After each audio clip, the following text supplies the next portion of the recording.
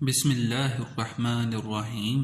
السلام علیکم ناظرین، امید کرتا ہوں کہ آپ سب خیریت سے ہوں گے۔ آج کی اس ویڈیو میں ہم دعا کی فضیلت اور اہمیت کے بارے میں سیکھیں گے، کیونکہ دعا ایک ایسی عبادت ہے کہ جو اللہ تبارک و تعالی سے منسلک ہے، یعنی اللہ تبارک و تعالی قرآن مجید میں بھی اس کی بڑی فضیلت بیان کرتا ہے اور احادیث شریف میں بھی اس کی بہت فضیلت آئی ہے۔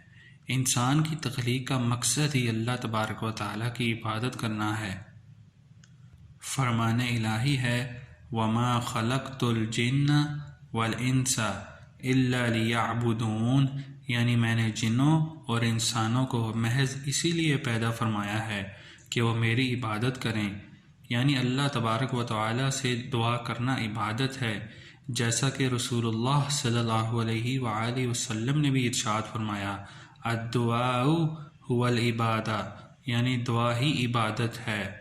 اور مزید فرمان الہی ہے وَقَالَ رَبُّكُمُ ادْعُونِي أَسْتَجِبْ لَكُمْ إِنَّ الَّذِينَ يَسْتَكْبِرُونَ عَنْ عِبَادَتِي سَيَدْخُلُونَ جَهَنَّمَ دَاخِرِينَ، اور تمہارے رب نے فرمایا مجھے پکارو، میں تمہاری دعا قبول کروں گا، بے شک وہ لوگ جو میری عبادت سے تکبر کرتے ہیں ان قریب ذلیل ہو کر جہنم میں داخل ہوں گے۔ شکریہ۔